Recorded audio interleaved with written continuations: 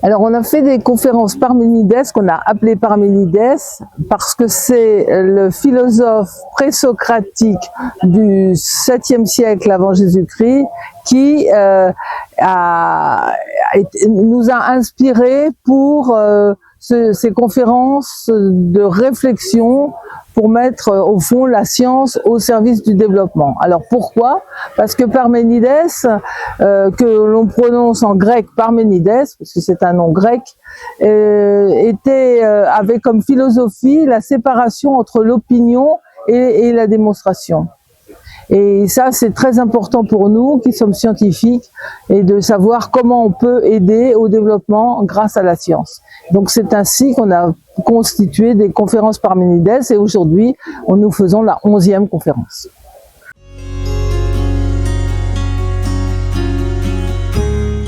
Well, I think food security is the main issue, or it would be better to say food insecurity. This is the issue, the main issue of the Mediterranean, which is connected to the development of agricultural sector, of the food system in many of our countries.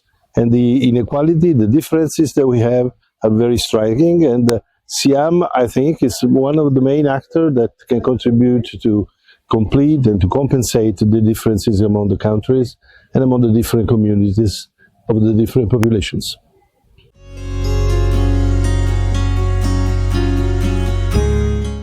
Et on a décidé de travailler sur l'alimentation. Donc on a cherché un petit qui correspondait à nos besoins.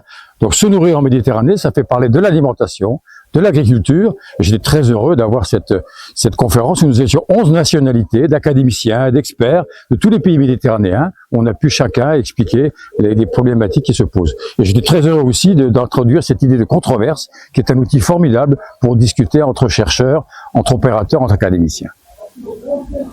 Dans le contexte montpelliérain, avec l'ensemble du partenariat qui aujourd'hui se mobilise globalement sur le concept de One Health, une seule santé, mais surtout pour l'Institut agronomique méditerranéen de Montpellier, dont les travaux